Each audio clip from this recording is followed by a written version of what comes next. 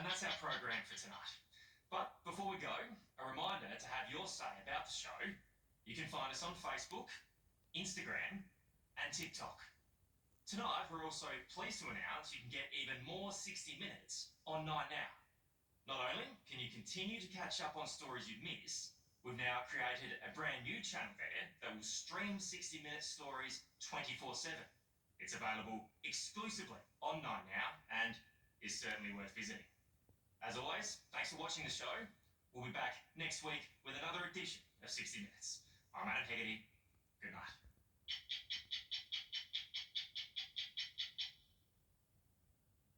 This is 9 News with Georgie Gardner. Good evening. Flags across Australia will fly at half-mast tomorrow as Sydney comes to terms with the city's worst mass murder in more than a decade. Floral arrangements have been laid, tributes written and tears shed for the 6 people killed inside the Bondi Junction shopping centre, along with the injured who remain in hospital. The Westfield Centre will remain closed tomorrow as police continue what is a complex investigation. Davina Smith begins our coverage. They should have been shopping or enjoying a day out with friends. Instead, a steady stream of mourners visit what is now a crime scene, Sydney's Bondi Junction. It's just, why? Why did this happen? You know, it's just innocent lives lost. For what purpose? The crux of it is this doesn't happen in Australia. Parents, children, the young, the old, joining the Prime Minister and state leaders, all trying to make sense of a nightmare so senseless. It is a difficult time. It's a tough time. You can't gild the lily about this, and Australians are grieving. My heart goes out to the families and loved ones of those who have lost their lives. I've spoken to a couple of people who are in that situation to personally express my condolences on behalf of the nation. 18 people stabbed and 6 dead, including 25-year-old Dawn Singleton, the daughter of businessman John Singleton.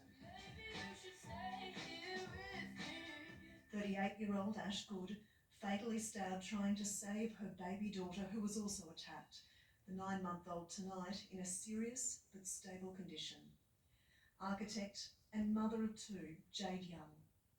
55-year-old Bondi local, Picaria Chia. And Westfield security guard, Perez Tahir, a refugee from Pakistan, the only man to die. And this, the man responsible. 40-year-old Joel Couchy, originally from Queensland, who moved to Sydney last month.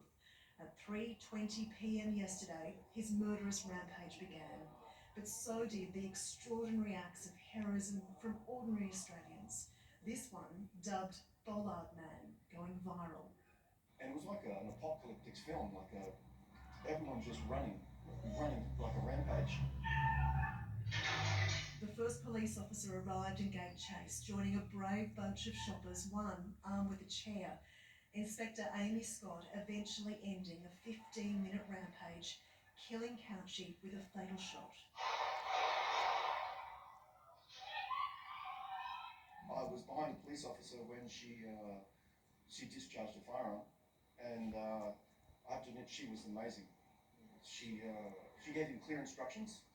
He lunged straight at her, and she shot him. She went straight from shooting this guy to giving CPR, and then what she did is she went straight to policing. She moved people away. The best in this state confronted one of the worst acts we've ever seen. The bodies of 5 of the 6 victims have been removed, but for forensic teams, the work has only just begun. What stands behind me is a very active crime scene.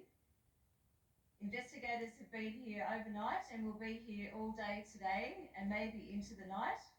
While the physical threat is over, the psychological trauma for many is only just beginning, forced to live with the scars of what they saw, both inside Westfield Bondi Junction or on social media.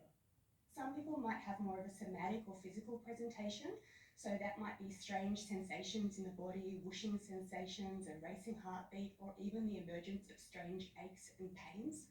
Whereas some people might experience insomnia, night sweats, flashbacks, or nightmares. Most at risk, children who are unable to process what they've seen. The Australian Red Cross has a booklet on its website to help parents. It's really important that parents try to limit exposure to that because it can add to the distress of teenagers in particular and also to younger children.